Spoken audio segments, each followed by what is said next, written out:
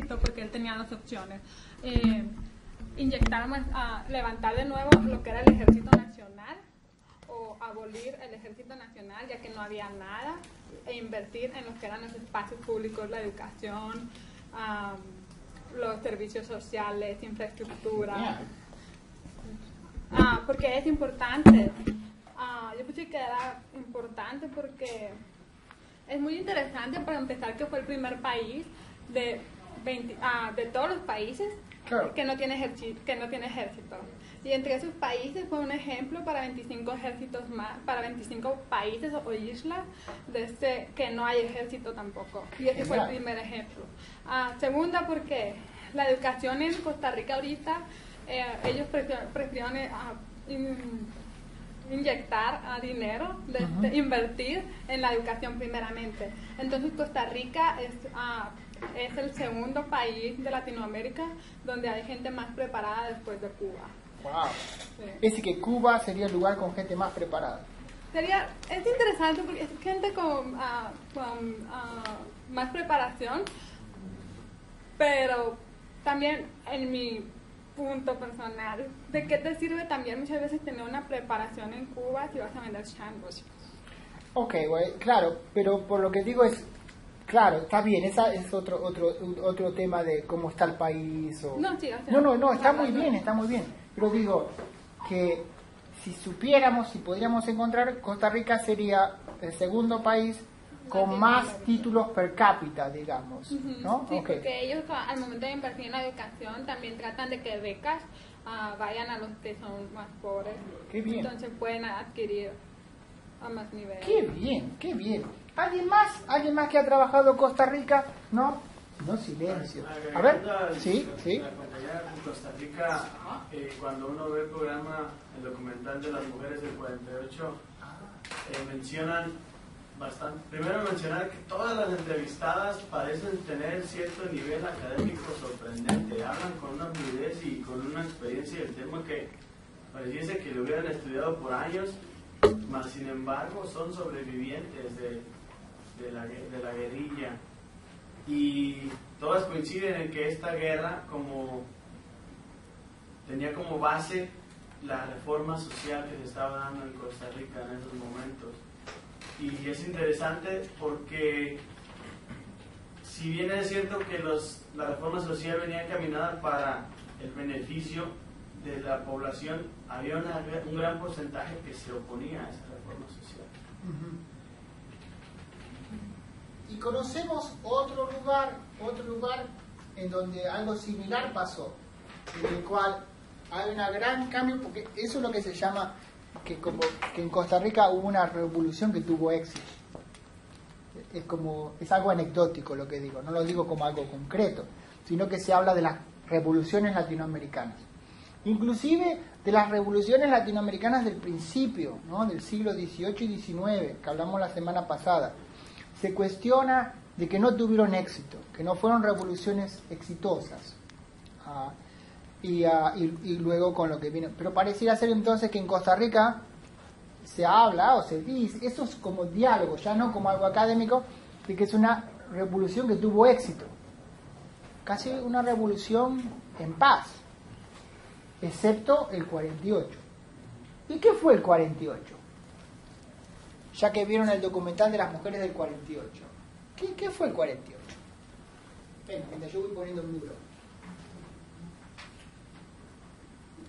Fue una revolución civil que hubo dentro del mismo país, que duró 44 días, que se llevó por la anulación de lo que fueron las votaciones el 8 de febrero de 1948, donde se declaraba ganadora Otilio Uliarte. Se dice que ese fue el motivo principal, pero ya Costa Rica ya venía cargando muchos problemas. Entonces eso ya fue como la bomba que explotó. Claro. Entonces la revolución civil. Claro. Se le considera una guerra civil, ¿sí? ¿Y cuál sería la diferencia entre una revolución y una guerra civil? Interesante, ¿no? ¿Cuál es la diferencia entre una revolución y una guerra civil? Porque puedo decir, por ejemplo, ¿por qué no decir que la revolución cubana fue una guerra civil?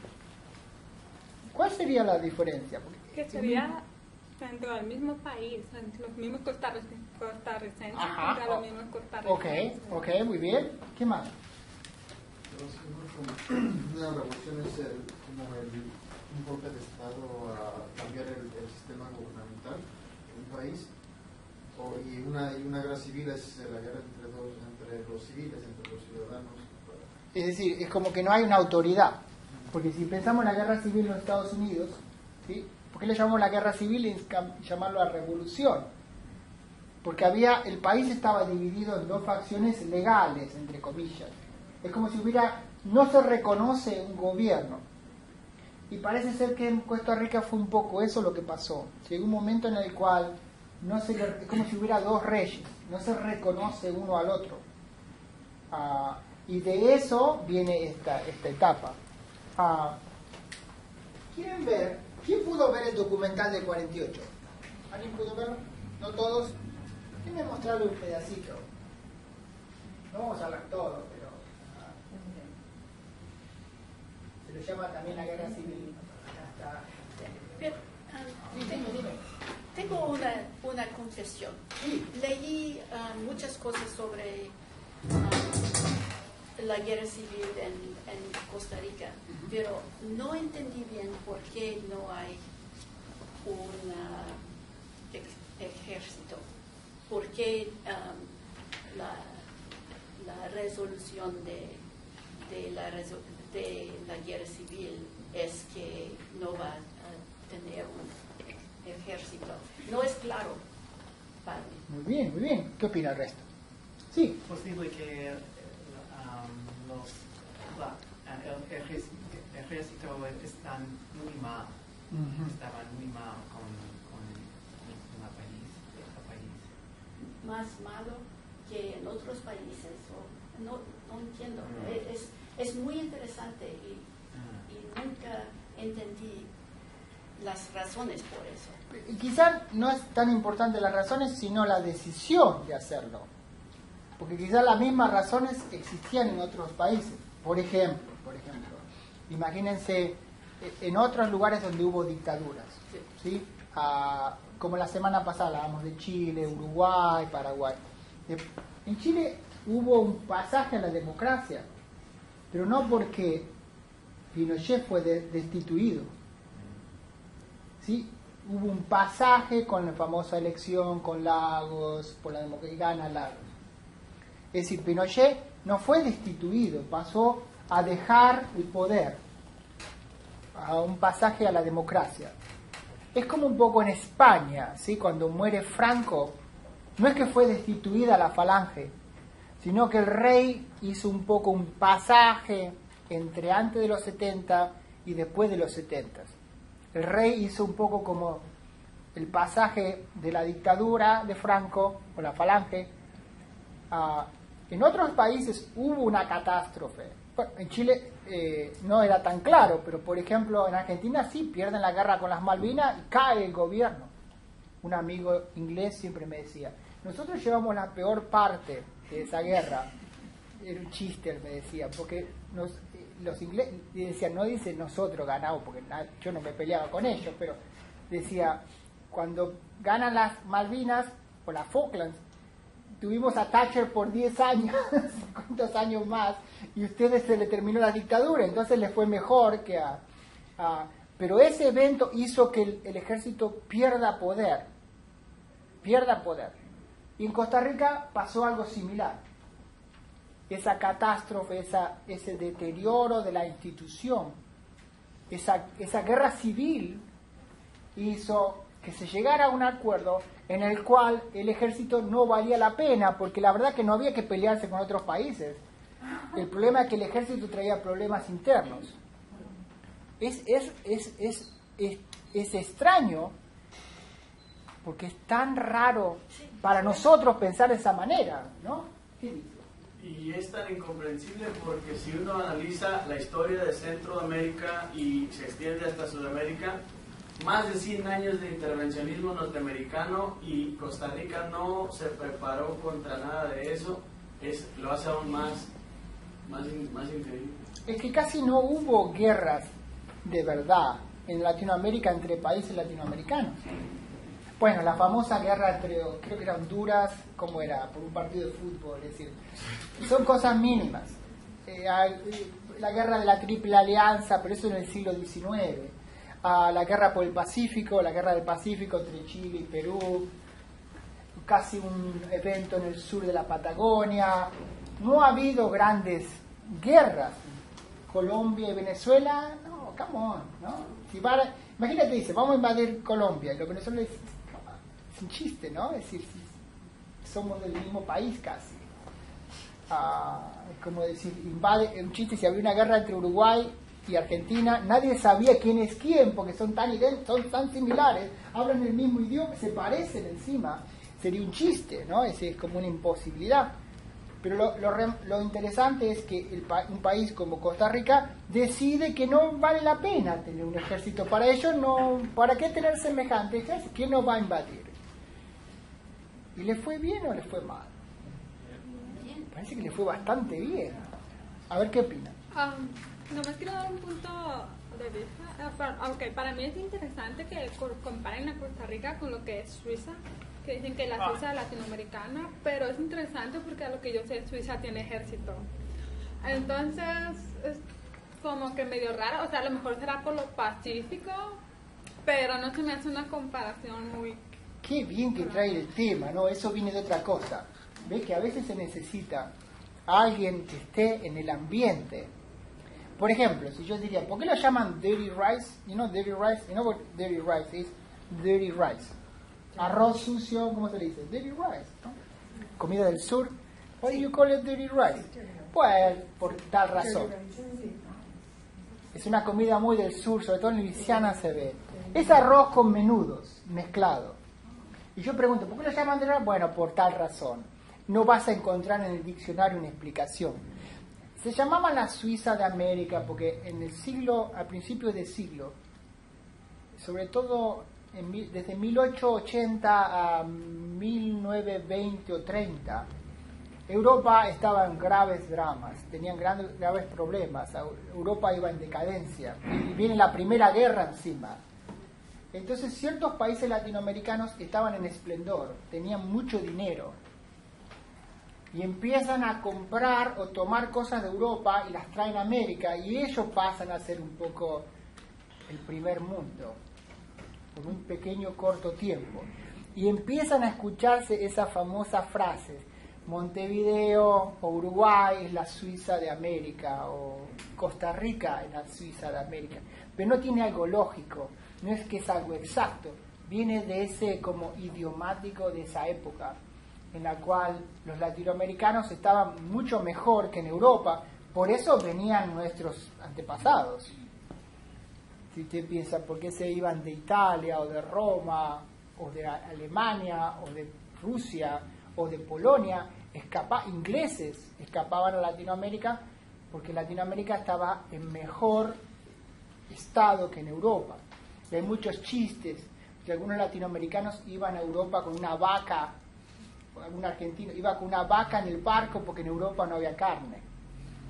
Se llevaban la vaca en el barco para cuando lleguen allá la maten a la vaca para comer, porque la carne en Europa era de segunda calidad. Ese es el chiste de que son arrogantes, pero eso viene de otra época, porque verdaderamente eran pequeñas potencias.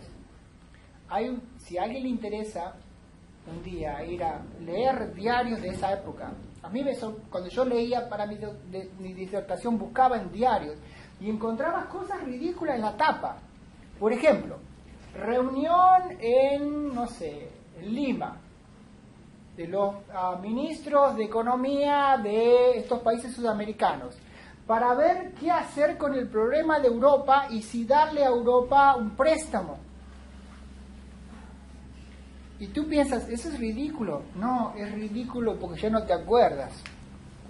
Es ridículo porque ya tu padre no está aquí. ¿Sí? Ya no te cuenta lo que fue. En esa época, estos países latinoamericanos tenían mucho esplendor. De ahí viene la idea de que Costa Rica era la Suiza de América. Otra cosa que piensa que en los años 40, ¿qué pasaba en los 40 en Europa? Claro, ¿cuándo cae Hitler? en el 45, justo el año que llega Perón, por ejemplo. Europa era flatland, ¿sí? Destrucción. Berlín, no hay fotos de Berlín donde no hay un solo edificio. Por eso por eso viene esa idea de la Suiza de América. Pero no creo que lo digan solo por el tema del ejército, sino por el tema del alto estado de vida. Alguien, si está en Europa y conoce Europa, los suizos ¿tienen dinero o no? Hay bastante dinero en Europa, ¿no? Mis amigos suizos con los Mercedes, y de ahí viene el chiste, no por el ejército. ¿Qué más? ¿Algo más de Costa Rica? Porque no vamos a terminar con Costa Rica, pobre. Lo tiene a Cuba al lado, entonces le cuesta, pobre Costa Rica, porque era tan tranquila. A comparación de la historia en Cuba, ¿era tranquila? No, mucho más agitada. ¿Qué más? ¿Qué otra cosa encontraron? A ver. Sí. Tenía una pregunta. Entonces, la guerra civil fue por la fraude de la selección y luego porque lo anularon el que fue elegido, ¿o hubo algo más? A ver. ¿Quiere verlo? 5 minutos. A ver, porque nadie lo vio. Si lo hubiera visto, era muy... Tell me have you seen my mother? No quiero que compre nada de esto porque a mí no me interesa. Yo uso algo que no quiero enviarlo a la clase. Vamos a ver 5 minutos, porque si hubieran visto esto era muy fácil. Ya se lo hubiera visto.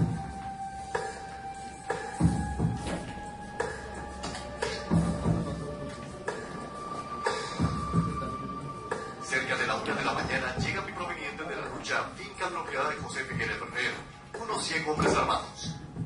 Inician el ataque para el control de la ciudad de San Isidro del General. Sus objetivos: el resguardo fiscal, la jefatura política, el control del aeropuerto y la toma de 3 aviones de la compañía TACA DC-3. E inician el fundamental puente aéreo con Guatemala que provee de armas, municiones, hombres y la famosa Legión del Caribe. El ataque se inicia en la Talabartería Chacón, vivienda del líder comunista del Partido Vanguardia Popular. Ya al rato entraron los policías, bueno, esta gente, ¿verdad?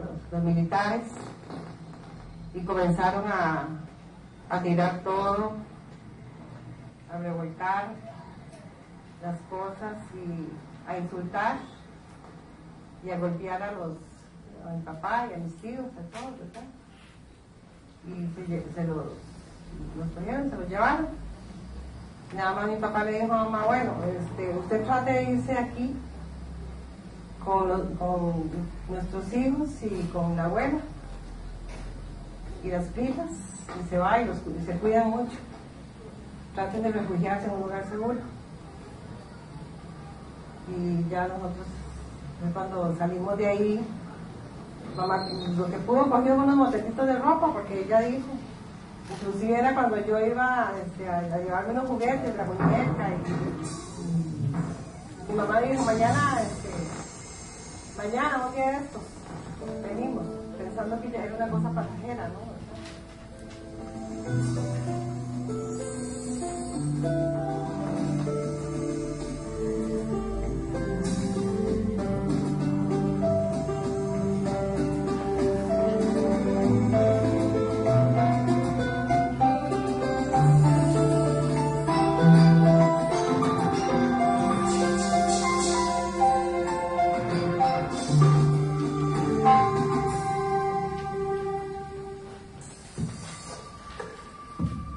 La estrategia rebelde se inicia cerrando la carretera interamericana en construcción hacia Panamá.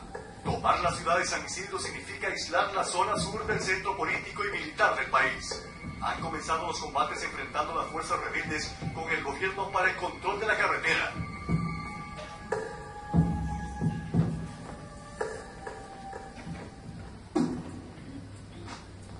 La sociedad costarricense vivía tiempos de violencia callejera, de insubordinación civil, desde tiempos atrás a las elecciones de 1948. El 8 de febrero se efectuaron las elecciones generales para elegir presidente de la República y diputados al Congreso General de la República. Fue un proceso electoral lleno de incidentes violentos e incluso sangrientos. 28 de febrero, el Tribunal Electoral declaró provisionalmente electo como presidente de la República a Otilio Ulate. Según este órgano, Ulate había ganado a Rafael Ángel Calderón con 54.931 votos frente a 44.438. Habían votado 99.369 personas. Sin embargo, aparecían votando solamente el 57% del electorado. 75.919 ciudadanos no habían votado. Y el número de sufragantes había aumentado en 16.000. El cuadro de irregularidades se completó con un incendio de orígenes sospechosos con la documentación electoral el 9 de febrero. El doctor Calderón Guardia se negó a aceptar el veredicto y de inmediato pidió que se anularan las elecciones. El 1 de marzo, con una mayoría de 27 diputados, el Poder Legislativo decidió anular las elecciones presidenciales.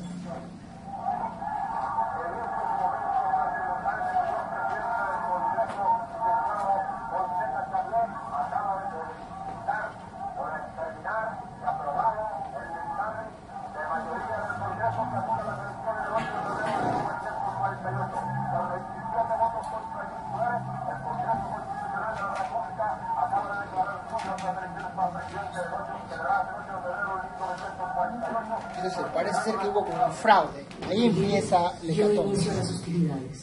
En los años 40, en relación con el 48, bueno, o antes, porque nosotros para apoyar las garantías sociales hicimos manifestaciones de toda índole, hicimos mucha actividad. Y después, cuando se trató de defenderlas ya con el enemigo al frente, también hicimos mucha actividad. Nosotros íbamos por todo el país explicando qué eran las garantías sociales, de qué se trataba el Código de Trabajo, el Seguro Social. Ellos tenían miedo, no sé de qué, de dar la garantía social y de, no sé. Yo creo que por eso fue la guerra. No sé qué defendían. Nosotros sí sabíamos que estábamos defendiendo. ¿Ya?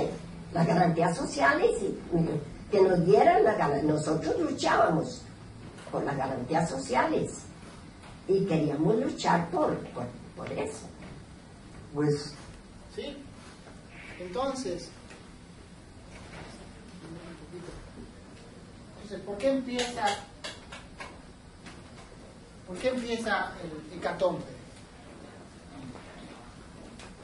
Tú me preguntas, ¿cómo empieza? ¿Por qué comienza, primero, por qué comienza este escándalo de los 40? Sí. No, porque no toda la mayoría, desde que hubo las elecciones, no toda la mayoría de las personas quisieron votar. Entonces luego de ahí como que unos se fueron en contra, no querían que pasara la elección. Ajá. Pero decían que el total, por ejemplo, una cantidad votó por este candidato y la otra cantidad votó por quién, por este otro candidato. Pero si sumo las dos, era más de lo que en realidad la gente había votado. Y también estaba lo que fue el incendio, que sí. Se quemaron los boletos presidenciales y nunca pudieron saber. Entonces, ¿por qué comienza esta guerra civil, esta lucha armada? Fraude electoral. Claro, había fraude electoral. Es muy interesante mostrarle esto. Yo esperaba que ustedes si lo podían ver en casa.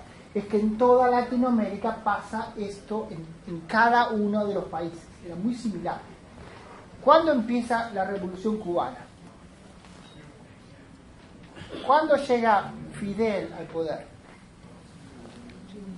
La fecha, ¿no? Recordarse. 1959. 59, ¿sí? El 58 ya en diciembre ya se decía que Fidel estaba bajando de la Sierra Maestra, ¿sí?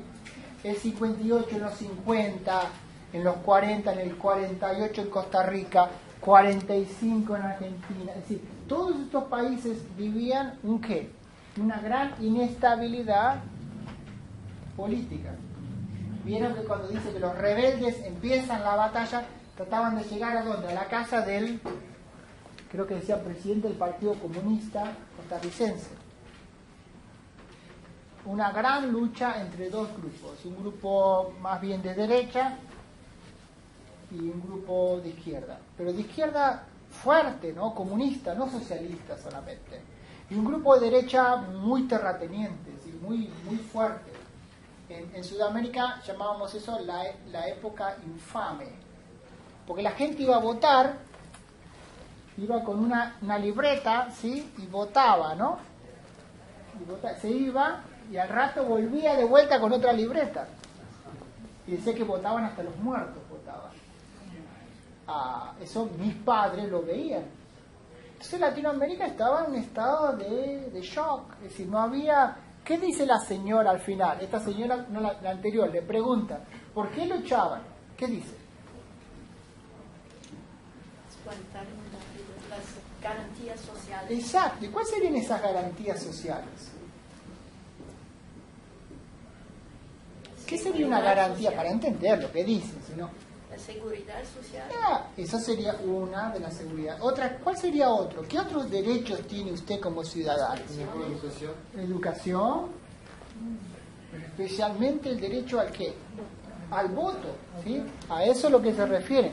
Me encantó este video que encontré escondido por YouTube. Tendría que ponerlo en Digo para que quede guardado por si se pierde.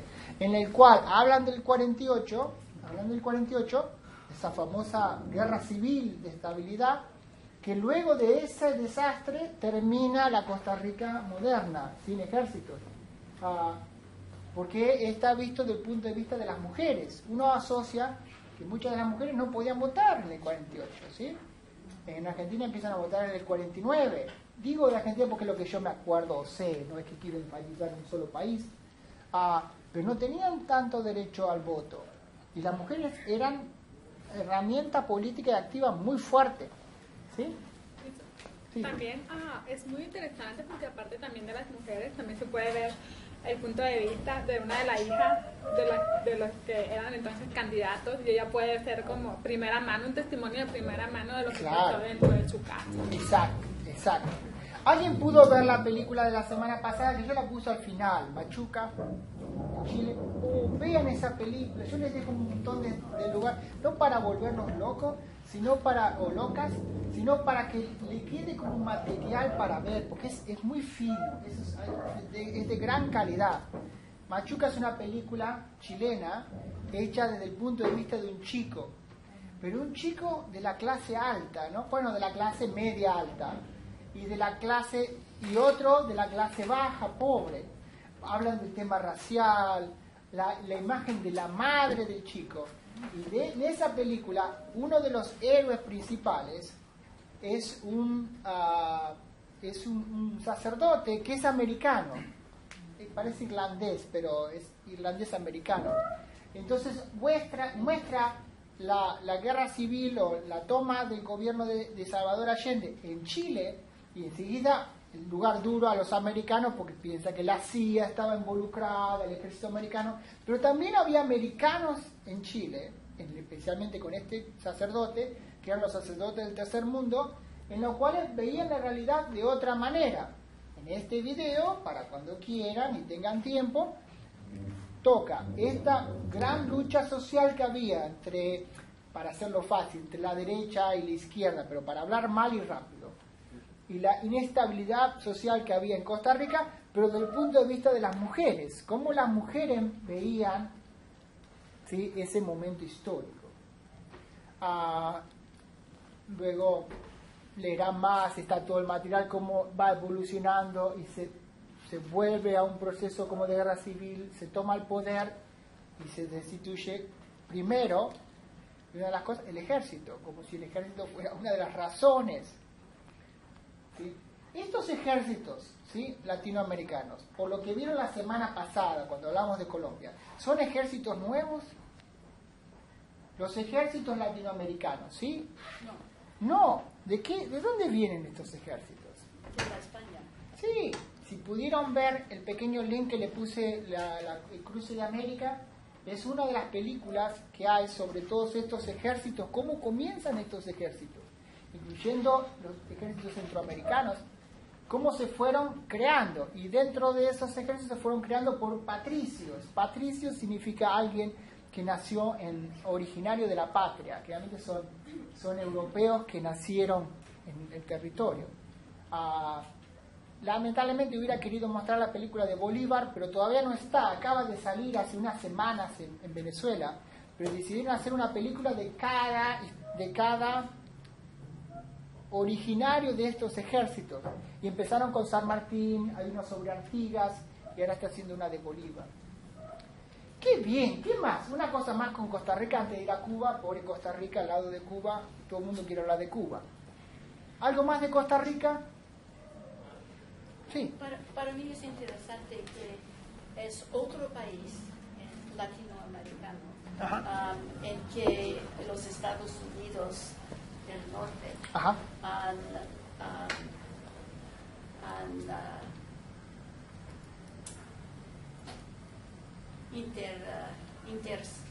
intercedido malamente para ganar recursos y todo eso, y no sabía eso sobre Costa Rica. Sabía mucho sobre los otros países, pero es la primera vez que leí que menos mal, bien. Los Estados Unidos han jugado eso. Y hay mucho más material en la página, con tiempo, porque no hay tiempo, vamos tan rápido, tenemos que ver en media hora casi un país, pero si les interesa, como ese concepto de los MOOC, que uno va dejando material, pueden volver a la página y van a encontrar otros materiales. Para recordar algo concreto, ¿alguien se acuerda del gobierno de Clinton? Bueno, no, nosotros sí, pero muchos jóvenes que no lo vivieron el gobierno de Clinton. Cuando Clinton se firma ese famoso acuerdo sobre el tema climático, no recuerdo exactamente, pero fue como un acuerdo internacional sobre el problema climático, y Clinton va y lo va a firmar a Costa Rica. Y él está en el medio de la selva, porque ¿cómo será el clima en Costa Rica? Tropical, pero tropical de verdad, ¿no? Llueve. Y Clinton está parado, le han puesto el lugar, está lloviznando en la cabeza, y Clinton está todo mojado, se va mojando todo el traje. Y nosotros hubo un chiste muy, muy claro de eso, de que el imperio viene a Latinoamérica pensando que está en Nueva York. No está, pobre Clinton, no lo estamos. El chiste era, no estás en Nueva York ya, esto es el Caribe. Entonces Clinton está muy bien vestido, con su saque gris, ¿no? Y al lado están todos con, ¿qué estarían? ¿Qué llevarían? Como guayabera. Porque la guayabera funciona perfectamente para ese clima. Y pobre Clinton con la camisa pegada así, y el agua le va cayendo en la ropa, para pensar que ese es un país tropical, un país muy tropical, ¿sí? Bien caliente, ¿sí? Con mucha selva, por eso se lo considera importante preservarle lugares naturales, porque se está perdiendo en el trópico esa etapa. Muy bien, hay mucho más para hablar. Pobre Costa Rica, podríamos hablar por horas. Pero si yo quiero hablar de Cuba ahora, venga, nos vamos a tomar un descanso un ratito. ¿Quién va a trabajar sobre Cuba? ¿Quién va a trabajar sobre Cuba? Es decir, 3 van a trabajar sobre Costa Rica y 1 va a trabajar sobre Cuba, y el resto que va a trabajar sobre Chile. ¿Quién va a trabajar sobre Cuba? ¿Alguien va a trabajar sobre Cuba? Okay, muy bien.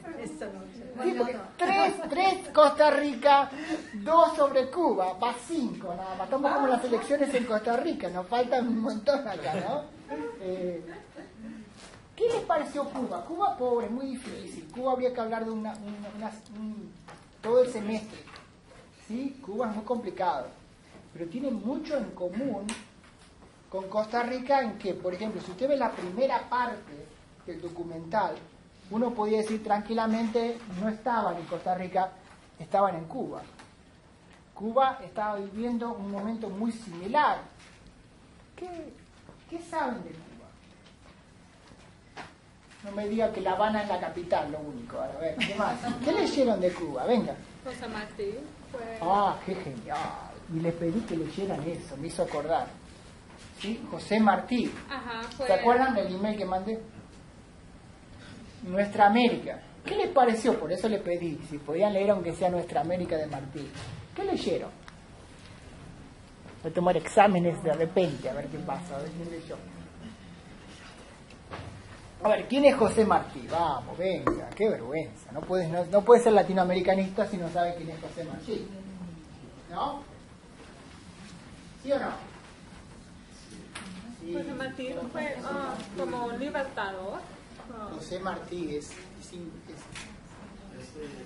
a ver, venga, diga. Okay, fue como un libertador y a la vez fue un escritor. Era gran escritor. ¿Sí? De los grandes del siglo XIX. Es muy difícil acercársele a Martí. Martí y ¿cuál es el otro del siglo XIX? A ver si alguien va a ir a estudiar Hispanic Language and Literature, sonó. Los agarra, no sé quién los agarra y sonó. Se quedó ahí pensando. José Martí y el otro, bueno, había muchos, pero... ¿Perdón? No, eso es mucho después. Rubén Darío. Rubén Darío, si no puedes estudiar Latinoamérica del siglo XIX, si tú estudias Latinoamérica, la literatura de Latinoamérica, y no quiero hablar mucho de literatura porque hablamos mucho en el 39 y 38, las otras clases, pero si tú ves el siglo XIX latinoamericano, no te puedes olvidar de José Martí y de Rubén Darío, ¿sí? Son dos figuras muy grandes, pero especialmente José Martí hasta muy diferente. Usted sabe, ha escuchado cosas de José Martí, ¿no? ¿Sí o no? ¿Escuchó algo de José Martí? Seguro que escuchó. ¿No escuchó nada de José Martí? Ay, nunca escuchó esto.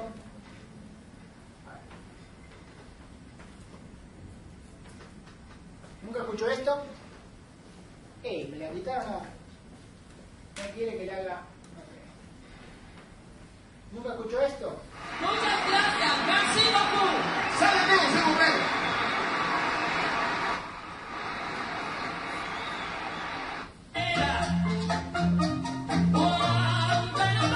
¿Nunca escuchó esto?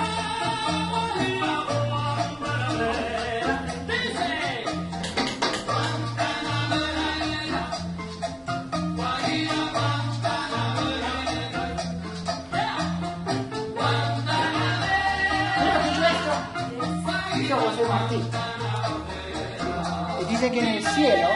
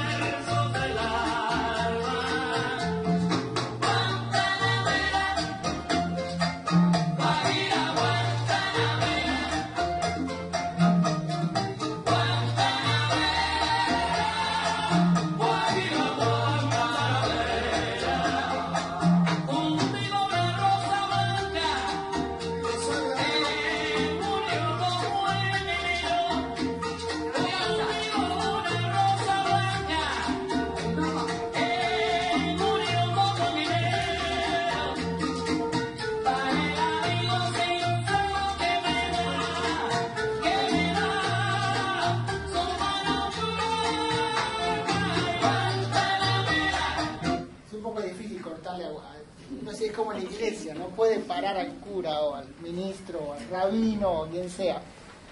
Dicen que si en el cielo hay música latinoamericana, hay un, digamos, si en el cielo hay un cielo de la música latinoamericana, Celia es la reina, ¿sí? No, es inalcanzable. no hay nada que se acerque a Celia. Pero lo interesante es que ella en Guantanamera es una letra de José Martí, es un poema de José Martí. ¿Sí? Para los cubanos, José Martí es, no sé, ¿qué será? Lincoln para nosotros.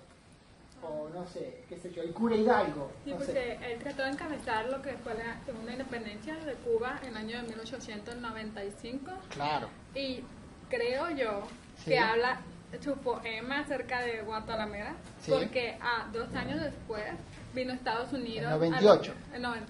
a lo que fue la isla de Guantánamo, Claro. a liberar, Estados Unidos vino a liberar Cuba de lo que era Claro. España. No llegaron. Por eso Martí, claro, es muy importante lo que tú dices del 95 o de los 90, ya empieza la revolución, porque ya era muy tarde, ya había sido tardía. La revolución en Latinoamericana empieza en 1810, 1805, principios de siglo, y ya estábamos al final del siglo XIX y Cuba todavía no podía cortar con España, es decir, porque España era el imperio, y que no esperaron mucho, vino Estados Unidos, saltó, no llegaron a hacer la revolución que viene en el 98.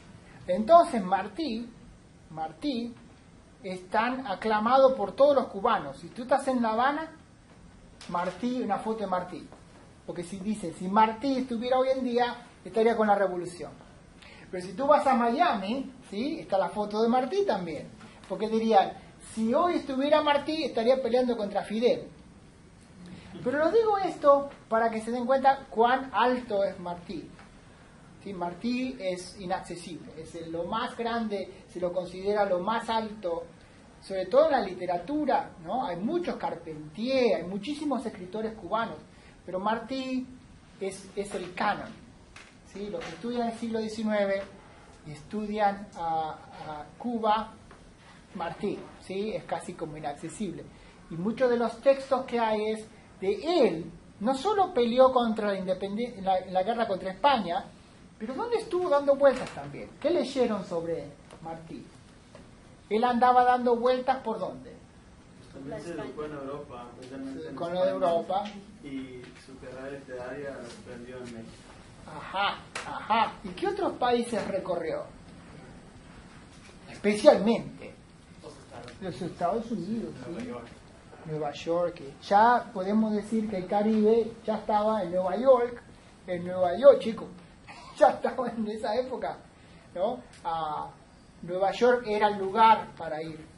Por eso un amigo me decía que cuando se leía en el siglo XIX hablaban de la metrópolis, ¿sí? En Puerto Rico o Cuba, porque Puerto Rico y Cuba casi, como dice, ¿no? Un pájaro con 2 alas, ¿no? 2 alas del mismo pájaro, por tanto en común, la música, la forma de hablar, el acento puertorriqueño y cubano, yo sé, dice, es diferente. Para alguien que de afuera casi no hay diferencia, es decir, casi es el mismo. Pero se hablaba, eran los dos eran colonias de España, ¿sí? Y cuando se hablaba de la metrópolis, se hablaba de Madrid. Cuando en la literatura hablaban de la metrópolis, ¿sí? Del centro era Madrid. Pero luego, cuando desaparece España, la metrópolis dejó de ser Madrid y se convirtió en Nueva York. Nueva York era la metrópolis a donde ir. Hay muchísimo para esto, ¿no? Pero, ¿qué leyeron de nuestra América?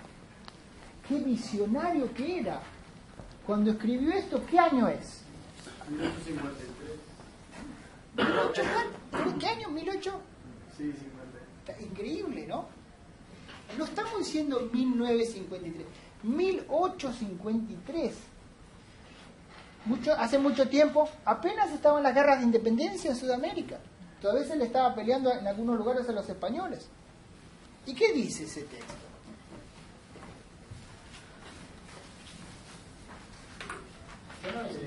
Sobre Nueva York o... No, en general. ¿Qué dice el texto? Lo pusieron a leer, es largo el texto y un poquito difícil de entender. Voy a ver. leer un poquito una parte que creo yo que en sí bastante resume el ensayo total de Martí, que es buenísimo, y dice: el gobierno ha de nacer del país, el espíritu del gobierno ha de nacer del país, la forma del gobierno ha de avenirse de la constitución propia del país. El gobierno no es más que el equilibrio de los elementos naturales del país. Yo creo que ahí en eso resume ¿Qué todo. párrafo es, Guillermo? ¿Qué párrafo? ¿Dónde estás? ¿Al final o en el medio? Debe estar como el segundo párrafo o tercero. No, el segundo creo yo. Sí, segundo. ¿Los elementos del país, dice? Sí. Ah, ya, está arriba. A ver. Ahí. Ah, no, perdón. Ahí es, donde está la flechita. Me da... Sí. No funciona porque es Mac, por eso. Aquí lo estamos viendo ahí ya. ¿Aquí? Ahí está. Al final del primer párrafo. ¿De este párrafo? Sí, al final. Ah, muy bien. El espíritu, acá, el espíritu del gobierno ha de ser el del país. La forma del gobierno ha de avenirse a la constitución propia del país. El gobierno no es más que el equilibrio de los elementos naturales del país. Imagínense si alguien lo lee desde La Habana esto. Hoy. ¿Qué va a pensar? Si usted fuera cubano, está en plena Habana hoy en día y lee eso. Bueno, pobre, algunos capaz que están en desacuerdo. Pero ¿cómo se podría leer eso? Si yo digo, el espíritu del gobierno ha de ser del país. La forma del gobierno ha de avenirse a la constitución propia del país. El gobierno no es más que el equilibrio de los elementos naturales del país. ¿Cómo leo eso? Es muy difícil de leer Martí. Uno piensa que es muy fácil. Cuando lo lee dice, es una pavada. Y se da cuenta que es muy difícil de leerlo. ¿Qué diría ahí? ¿Qué es eso?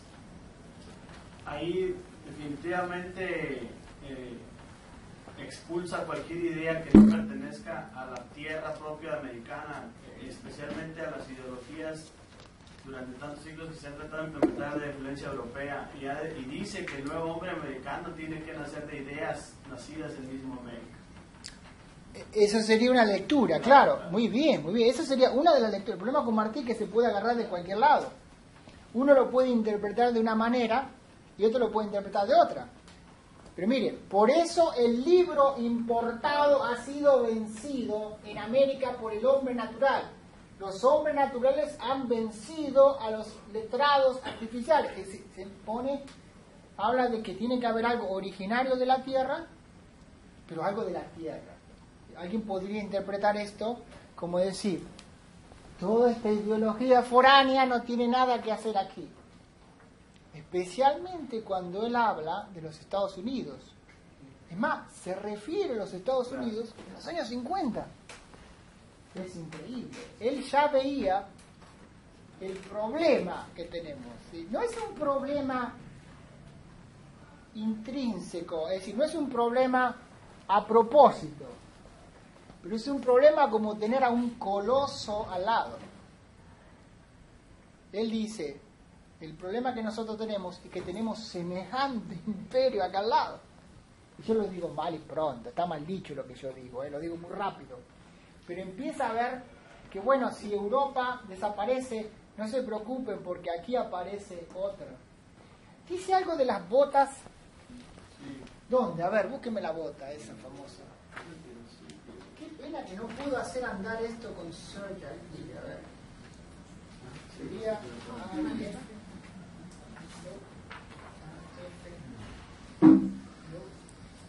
Sí, está. ¿Dónde está? Ah, acá. Mire, yo estoy a cargo de Distance Set.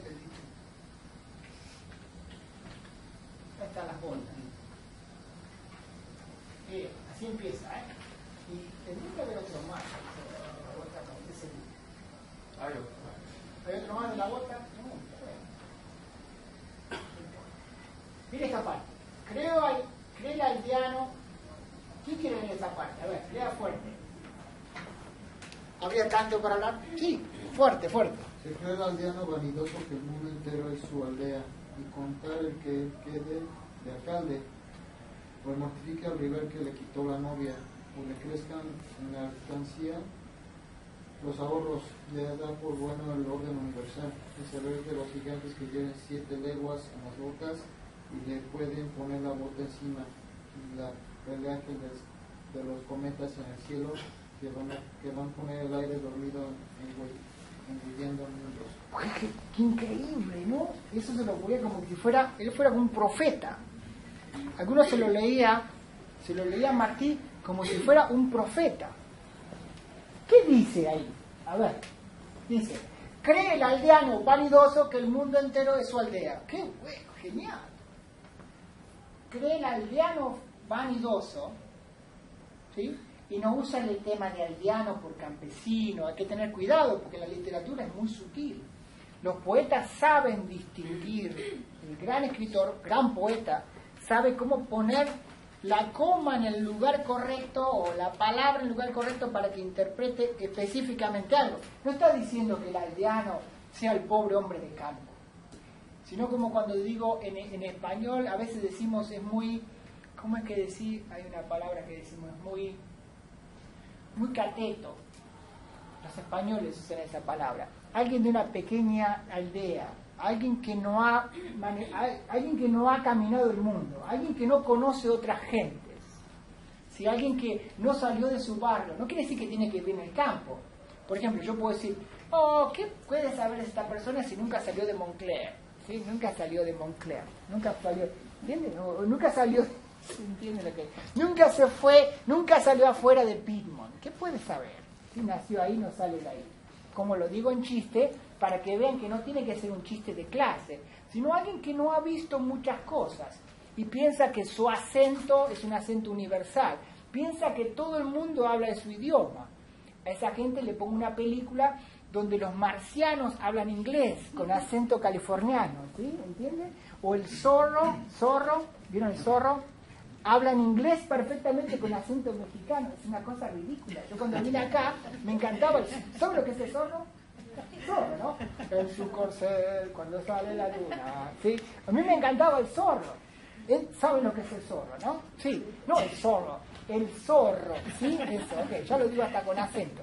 Y cuando vine aquí quise verlo en inglés, el original. Y el original, en México, todos hablan inglés perfectamente con acento mexicano. Es una cosa ridícula. ¿No parece tonto o no? ¿Qué les parece? Bien, bueno, eso sería el aldeano, ¿sí? Ese sería este aldeano vanidoso que cree que todo el mundo le va a hablar en su idioma. ¿Para qué voy a aprender otro idioma?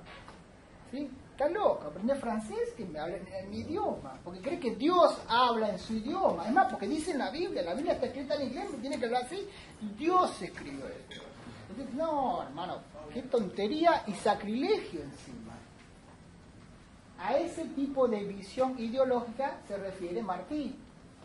Dice, este aldeano vanidoso, que el mundo entero es su aldea. Él cree que todos son como él.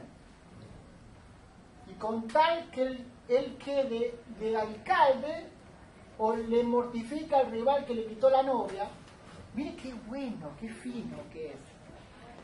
Dice, ¿no? Si yo soy alcalde, ya soy el rey. Alcalde, algo pequeño, ¿sí? Y voy a mortificar a ese que me quitó mi novia. Que le crezcan en la alcancía los ahorros. Dice, mire qué fino. No dice que tenga en el banco dinero, dice que en su alcancía. ¿Qué es una alcancía? Venga, ¿qué es una alcancía? Si no, estoy muy aburrido. ¿Qué es una alcancía? El chanchito, ¿vieron los chanchitos? Donde pone la moneda, dice, eso es lo más importante, ¿no? Si me crece la alcancía, si me crece el chanchito con las monedas, ya el mundo es perfecto. Y dice, y no ve a los gigantes de 7 leguas, ¿sí? De botas de 7 leguas. Estos pequeños imbéciles que están queriendo liberar América, ¿sí? Que con tal de que yo sea alcalde de Lima o de Buenos Aires o de La Habana o de la Ciudad de México, ya está feliz, no se da cuenta que hay un gigante aquí que tiene botas de 7 leguas. ¿Y quién será el gigante?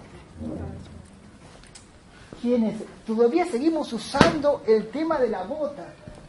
En Latinoamérica todavía se hace chiste al tema de la bota. Es más, cuando Menem, ¿saben quién era Menem? ¿No? Era un presidente argentino, él coqueteaba mucho con Estados Unidos y decía que con Estados Unidos teníamos que tener relaciones carnales. ¡Qué bueno! ¡Qué loco! Sí.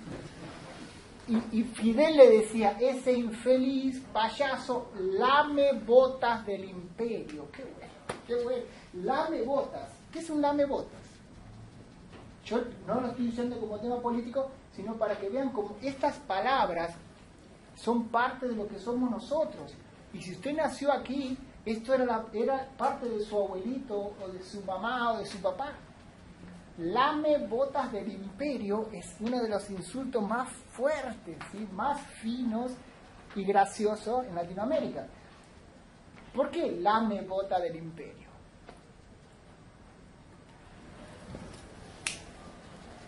Porque aquí está como, digamos, a un nivel más bajo que el imperio. Pero no, claro, no le dice lame mocasines del imperio. No dice el lame zapatos del imperio. Lame botas. ¿Por qué botas? Porque viene el ejército. Interesantemente, esta imagen, cuando yo lo leo, me hace sonar a esa bota, ¿sí? A esa bota del ejército. Es muy sutil y es muy fino, porque entre latinoamericanos no hay que explicar esto. Es como yo estoy tratando de explicarle a usted qué sentir cuando digo la palabra telegraph, ¿sí? Si usted es de Berkeley, ¿sí? Y vivió acá mucho tiempo y digo telegraph, usted piensa muchas cosas. Pero alguien que no es de aquí no dice nada. Esa palabra botas ahí es tan buena, ¿sí? Funciona tan perfectamente porque es tan actual, pega tan claramente con el chiste moderno. ¿Qué más? ¿Qué más? Pobre, tendría que hablar por horas. ¿Tomamos 5 minutos de descanso o quieren seguir todo de largo? ¿Seguimos de largo? Sí, dale, así nos vamos y cuarto. La próxima vez tráigase como yo me traje el café. El otro tema que queremos hablar de Cuba, 59, Fidel toma el gobierno, hay muchísimo para hablar. Cuba era esa gran central de producción del siglo XIX. Cuba era como si fuera, era como el mundo árabe moderno. Si yo digo, por ejemplo, para que entiendan, si yo digo Kuwait o los Emiratos Árabes, ¿usted qué piensa? Bueno, aparte de toda la cultura árabe, ¿qué piensa? ¿Por qué estamos nosotros en el Medio Oriente? ¿Sí? Porque ¿qué les molesta? Déjenlo tranquilo ahí, no, nosotros vamos a poner el ejército ahí al lado. ¿Por qué? Petróleo, sí, el petróleo define guerras. Es más, Hitler toma inmediatamente en Europa del Este una zona donde había petróleo. Porque sin petróleo, ¿qué pasa? Si no hay petróleo, ¿qué pasa? No hay deporte, no hay ejército, no hay nada. ¿Sí? Hitler en la Segunda Guerra lo primero que hace, va y toma unas refinerías de petróleo en Europa del Este. Lo primero que hace, porque sabe que con eso iba a abastecer su ejército, ¿no? Bueno, el petróleo del siglo XIX era el azúcar. ¿Sí? El petróleo del siglo XIX era el azúcar y el algodón. No por eso no teníamos plantaciones de algodón aquí. Antes de la clase estábamos hablando con otra estudiante y hablábamos del tema del racismo, por ejemplo, en los Estados Unidos, lo doloroso que es, ¿sí? Lo difícil que es. Inclusive para hoy en día no hemos resuelto ese problema. Y yo pensaba y le decía, sí, hay un problema de racismo, pero más hay un problema de clase. Y ella me decía, no es así, es un problema, el tema de la raza es muy difícil, claro que es difícil. Pero la razón por la cual se trajo tanta gente a una cultura aquí fue para trabajar, ¿sí?, en la tierra. ¿Sí? Se le trajo gente de otro continente como esclavo para mantener toda esa estructura económica del sur de los Estados Unidos. ¿Sí? Eso no es ni siquiera para la universidad, esto casi no es discusión para aquí. ¿Sí? Eso es secundario. High school. ¿Sí? Bueno, ese producto de algodón y de azúcar, Cuba era muy rica en azúcar. Cuba era ese destino en el Caribe donde la caña de azúcar mantenía estas corporaciones. Primero por España y luego continúa con un gobierno, entre comillas, democrático, ¿no? Hasta Batista, ¿no? Y luego también cuando la película, Sí. los cortos de película que Ah, usted puso, qué Yo bien. Soy Cuba. Hay una parte donde salen como varias mujeres en bikini dando vueltas, pero donde está el hotel, Sí, la isla y sí. todo se ve bien bonito. O sea, yo no me esperaba, nunca iba a Cuba, así, yo me esperaba un Cuba así como que tipo Puerto Rico en ciertas Claro. áreas, como viejo San Juan, Claro. así todo decaído y así, pero cuando vi eso, así como que, wow. Porque Cuba, esa película es una película de propaganda. Yo la quiero mostrar, si alguien puede, no pude encontrar la película completa porque no está.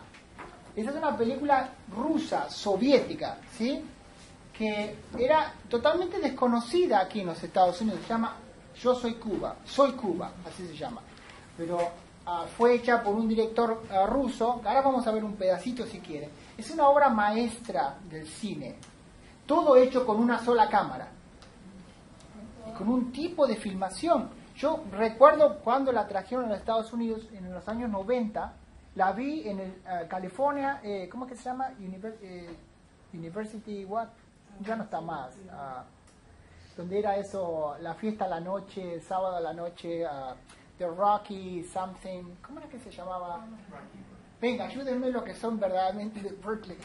The Rocky Something, ahí en Rocky Horror. En ese cine, ¿se acuerdan que estaba aquí en University? Era un cine durante la... Yo fui a verla en los años 90, me acuerdo que fui con mi mujer, mi esposa, deberían usar la palabra mujer porque no es mi propiedad, pero es como, ¿qué voy a hacer? Es mi idioma.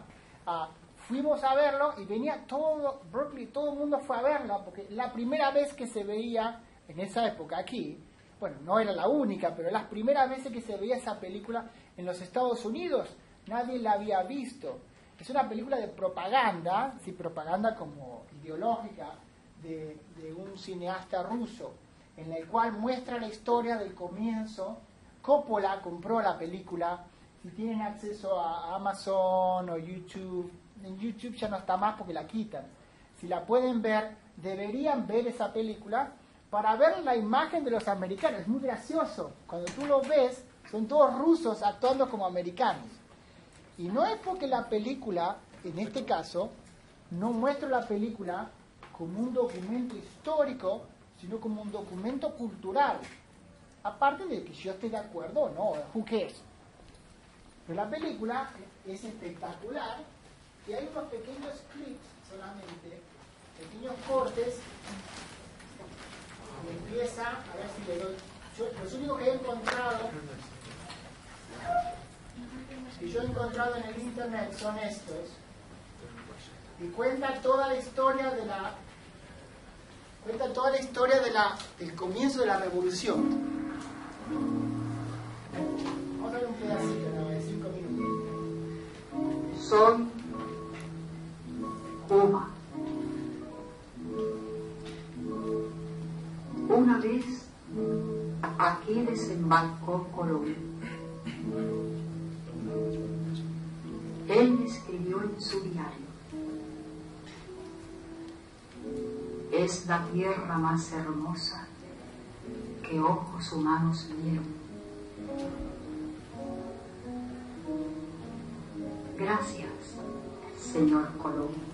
Mire cómo está sobrecargada la imagen. Parece que la luz está como... Cuando usted me vio, es intencional que lo haya hecho así. Yo cantaba y reía. Yo saludé las velas con penachos. Creí que me traían felicidad.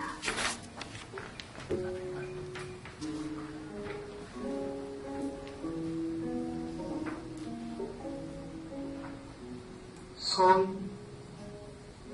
Cuba.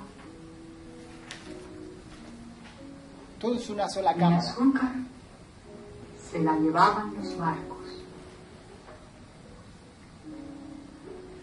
Mis lágrimas me las dejaban.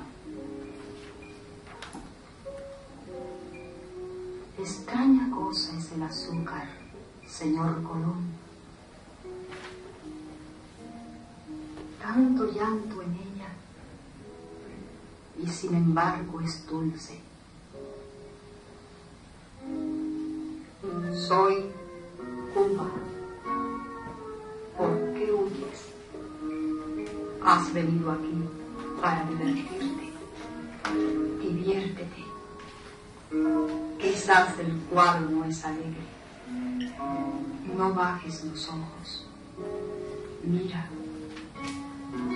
Yo, Cuba, para mí soy casinos, bares, hoteles. Pero las manos de estos niños y viejos también soy yo. Y muestra diferentes, Soy Cuba. muestra diferentes partes. A veces creo que a los troncos del... Pero esta parte es la parte donde... lo puedo mostrar.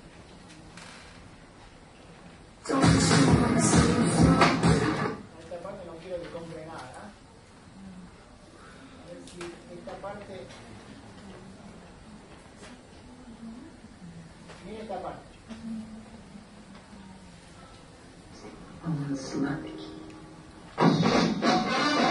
Así de la película original.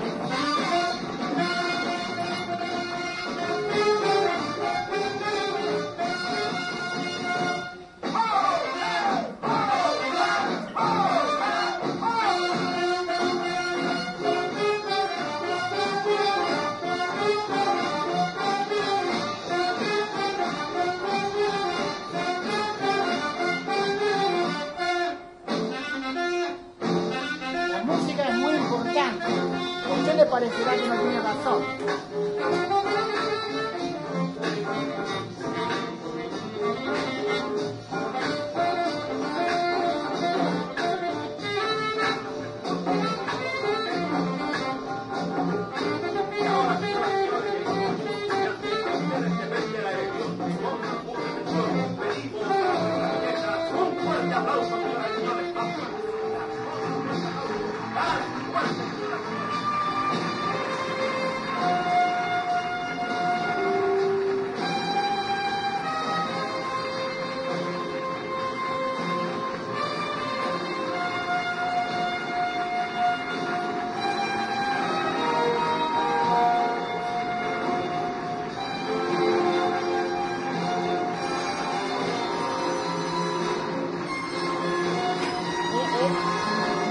Muy importante.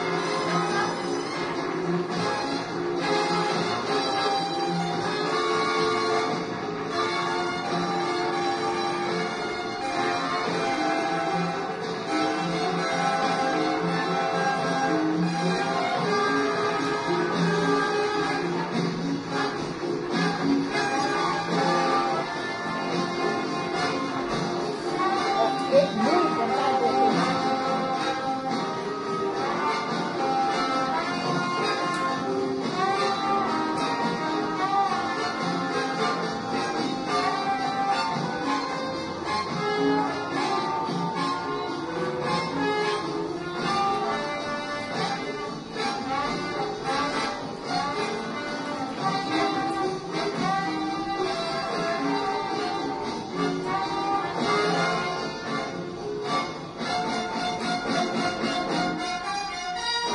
La música es muy importante.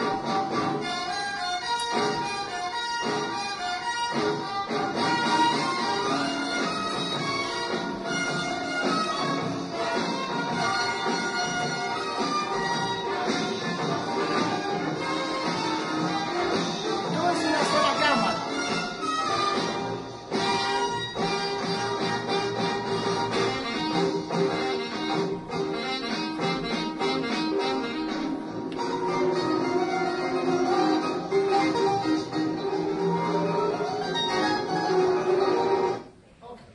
Muy propaganda, esto es súper propaganda. Cuando vimos esto en el 90, la mitad del cine riéndose fuerte porque se entendían cuál era el mensaje político de esa época. Hecho por la Unión Soviética en Cuba. ¿Qué pasó acá? ¿Qué le estoy vendiendo a usted sin crítica ni nada? Y usted ve esta película. Y usted es ruso. La película original decían en español y después lo repetían en ruso. Decía algo en español y después se repetía la voz en ruso. La idea era que cualquiera puede ir a ver esto, no tiene que saber leer ni escribir para verlo. cuando Coppola, o no sé quién compró la película, la limpiaron, y la película está preservada. Es una obra maestra, no por el tema que diga, sino porque es algo que nos enseña a nosotros de esta época. ¿Qué recibe usted de esta película? A ver. Lo que quería decir, A ver. al tema del video, pues yo quería decir porque usted se refería a que Cuba era, el azúcar era como el petróleo. Sí. Entonces yo tenía una imagen de Cuba decayéndose en pobreza y todo eso. Entonces cuando yo vi esa parte, o sea, yo me imaginé que se ve como Miami. Es que había dos Cubas, muestra, primero la parte pobre, ¿sí? Una parte de Cuba ahora pobre, los chiquitos cómo iban.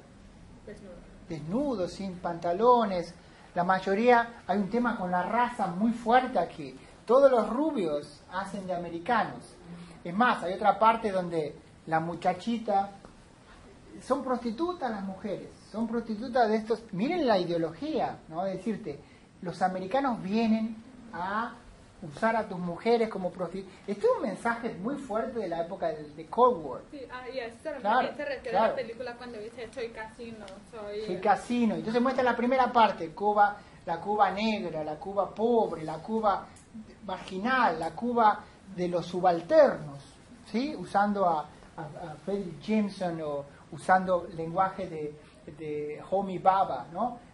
Los subalternos, los que no tienen acceso, incluyendo las mujeres. Y de repente, y la música es muy americana, los rusos inmediatamente dirían, yo entiendo. Y muy fuerte, ¿no? Y las mujeres bailando, como vendiéndose, y los americanos así, yo soy el gran macho, ¿sí? Con los cigarros. Esa es también Cuba, pero la Cuba que es el casino, es el prostíbulo del imperio. Yo cuando digo esto lo digo para el lenguaje de la época, lo que se decía. Entonces, al final viene Fidel. No aparece Fidel, pero viene la revolución. Hay otra parte, perdón, no te quería interrumpir, algo más que tú querías decir. El azúcar, dice, el azúcar se la llevaban, las lágrimas no la dejaban. ¿Sí? A eso refiere, a Cuba, es el lugar donde abastece al primer mundo. Hay otra parte muy famosa de esta película, que cuando ella, a ver, si puedo ver, la parte donde ellos están en el, a ver si les puedo mostrar, cuando están cuando cantan, están los americanos en el prostíbulo, es una parte muy, esta parte, a ver si, no, creo que este es el official trailer. Es una pena que no quería usar. Encima utilizaron músicos de verdad de esa época. Hay una parte que están en el prostíbulo. Déjenme ver a ver si le puedo mostrar. Y me pareció muy, muy bueno vernos a nosotros, verte a ti, ¿sí? Como el otro te muestra como un demonio, ¿sí? A ver si puedo mostrar. A ver si aparte donde están los americanos.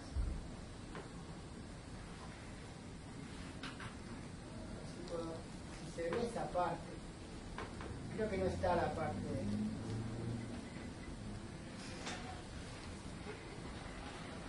Bueno, no puedo... No está la parte donde muestran los americanos, pero es muy gracioso.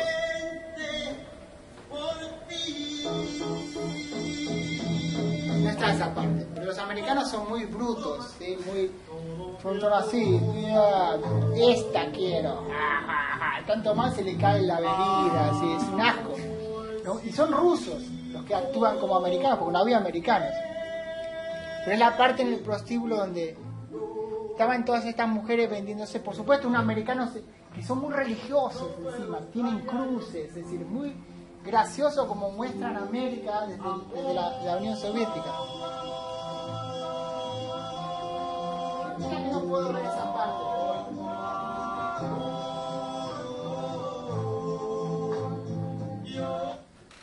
pero si encuentran la película, véanla porque es muy interesante, de vuelta, no como algo histórico. ¿Qué más? ¿Qué más le parece que... ¿Por qué sería relevante que yo traiga esta película aquí? ¿Sí? sobre todo una película hecha en la Unión Soviética, en la época de Fidel, bueno, que continúa, la Guerra Fría, la propaganda. Nosotros tenemos propaganda como eso. Por ejemplo, hubo en esa época películas de propaganda al revés. Hay algo, películas que nosotros consumíamos como algo normal y hay mucha propaganda. Porque aquí es evidente, ¿no? Si hubieran visto toda esa parte, no sé, sí. Creo que es un poco más sutil. Ok, más refinado. Pero es muy prevalente. Por ejemplo, no puedo darle ejemplos porque es tan prevalente. pero hay ejemplos que son muy, muy evidentes. ¿Sí? Capitán América. ¿A nadie le gusta Capitán? A mí me encantaba Capitán América cuando era chico. ¿Saben quién es Capitán América?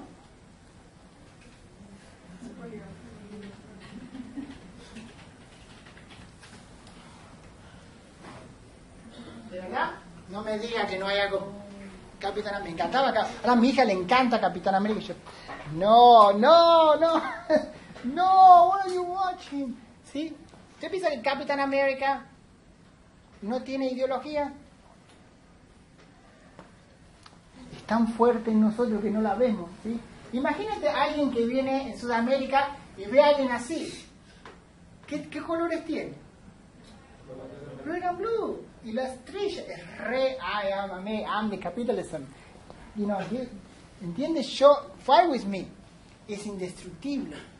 Toda esta línea de Marvel tiene una... mira, si tú pones en Google Capitán América, ¿qué únicos colores ves? Esta ya es tremenda, esta es de los únicos 70. ¿sí? Y nosotros veíamos y no sabíamos lo que era. Sí. Hay una película que se llama Born American, de los años 80, solo 3 de Estados Unidos que usan a la Unión Soviética y entonces se encuentran con eso. ¿Y esto? ¿Nunca vio esto? ¿Qué le parece? Mira que bien. Es América. Come and mess with me. ¿Sí? ¿Qué le parece? ¿Sí o no? Es tan evidente que no lo veía. Imagínate, you want to mess with me, man? This is it. You know? Born here in America. Small town, you know. Good boy, you know. This is who I am. Y en general está peleando con rusos, o están en Centroamérica, así, y hay gallinas y vuela una aldea. ¿Sí? ¿No le parece que es propaganda? Tremenda propaganda. Ya después se vuelve más refinado, con Arnold Schwarzenegger, ya aparecen los alemanes ahí, ya no es solamente América.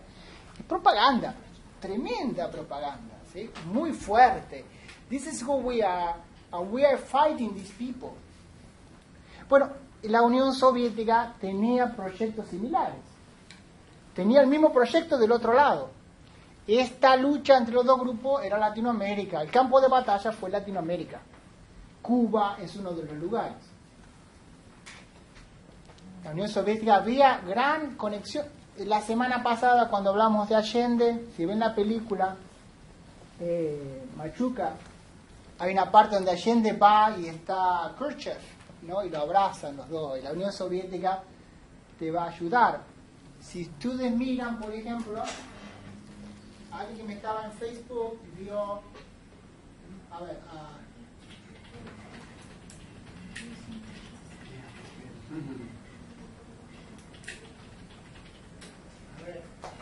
miren estas famosas estampillas el día que cae Salvador Allende.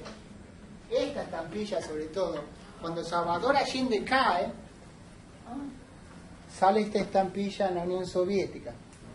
Al poco tiempo, y dice Salvador Allende Gullier, que era el segundo apellido de él, presidente de Chile, premio, ¿cómo era? Premio de Lenin de la Paz, porque en esa época estaba el premio Nobel y el premio Lenin. Dice premio Lenin de la Paz, 1908-1973. Las Américas era el campo de batalla de esta Guerra Fría. Chile, Cuba, Costa Rica, todos uno atrás de otro vienen con la misma tipo de batalla. Argentina, Uruguay, Brasil, Venezuela, Colombia, todos ellos eran espacios de lucha entre dos ideologías. Ahora piense usted, si yo le digo, volviendo a esa pregunta, ¿hay una cultura latinoamericana? ¿Hay una cultura latinoamericana? No sé si hay, pero esto nos hizo que nos hagamos una cultura. Éramos la misma cosa con el mismo problema. Interesantemente, en esa época, específicamente en esa época, esta es la otra famosa estampilla que sale en Rusia. La otra estampilla es esta.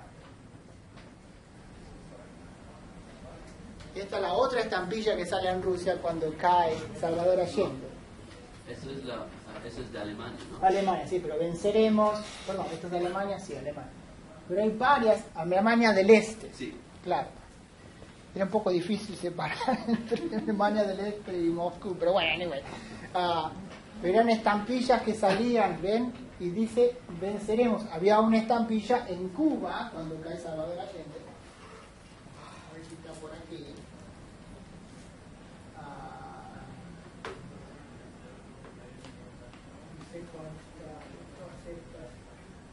Una en Ecuador.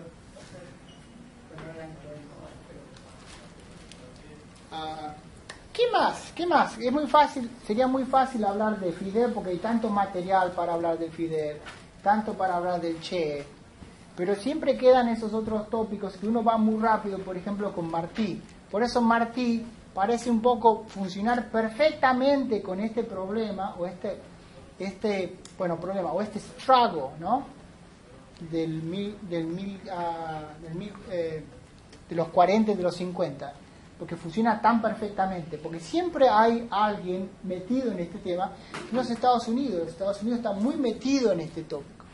Siempre que se habla de esa época en Latinoamérica, se tiene que hablar de Estados Unidos. Sobre todo, por ejemplo, hay una película muy famosa que se llama El juicio a Kissinger. No sé si lo vieron. En NPR estaban todo el día con esto, pero El juicio a Kissinger. Hablan de esta tipo de pelea, ¿no?, que había en Latinoamérica, y como Kissinger aparece como una figura relacionada. ¿Qué más? ¿Algo más? Qué pena que no pudimos hablar de tanto más otro de la cumbia, de la salsa, la influencia afrocubana es enorme. Lástima que tenemos que ir tan corriendo en 45 minutos. La religión en Cuba, algo que hablamos mucho en Español 39, cuando vemos la película El Lobo, la película se llama como Fresa y Chocolate, pero la novela es El Lobo, el Bosque, el Lobo y el Hombre Nuevo, donde aparece la imagen del sincretismo afrocubano en la religión, la santería, por ejemplo. Habría tanto para hablar de eso.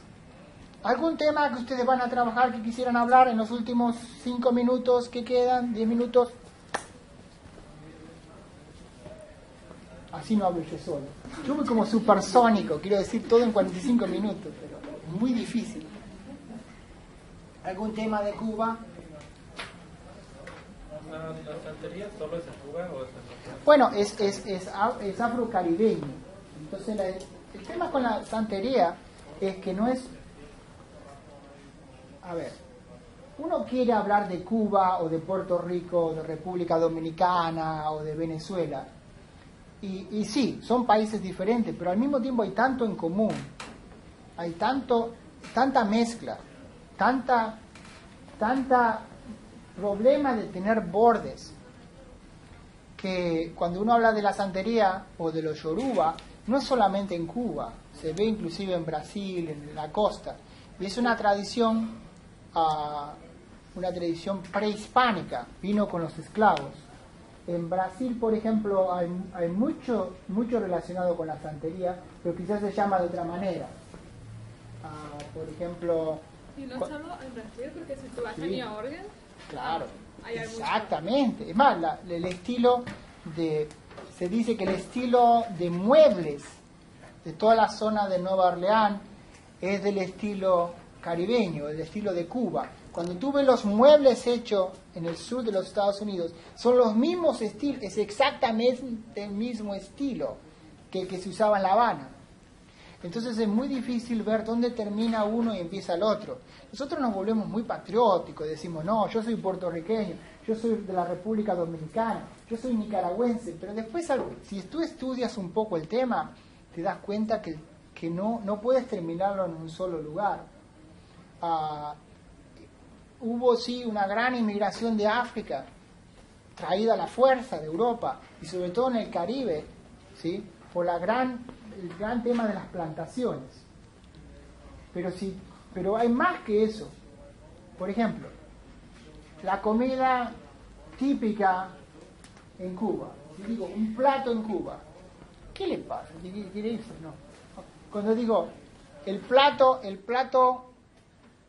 principal, o digamos el plato famoso de Cuba, arroz con pollo, ¿sí? El arroz con pollo es algo muy de Cuba.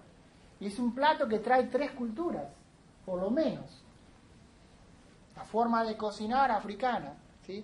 El condimento que le ponen, el azafrán, es español, pero el arroz viene de Asia. Y si tú vas a Cuba, hay una enorme diáspora china que se llevó al Caribe para trabajar, sobre todo en las plantaciones también.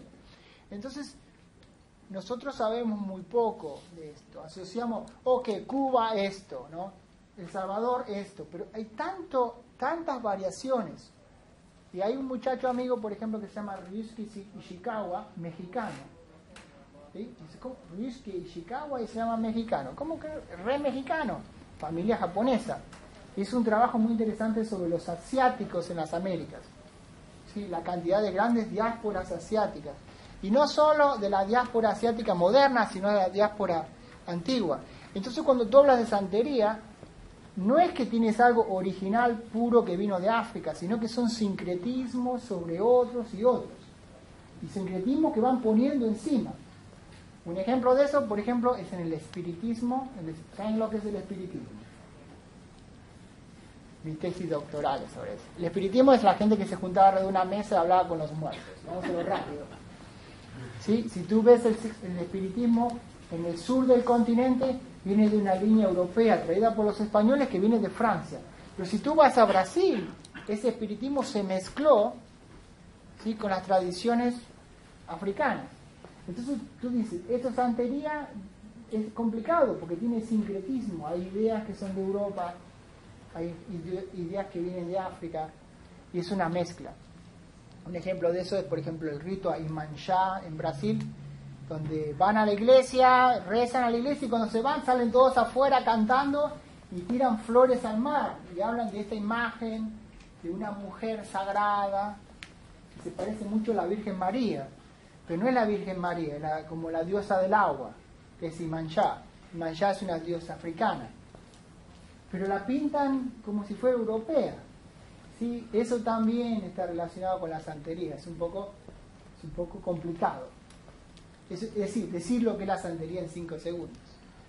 Otro tema más, preguntas, mañana.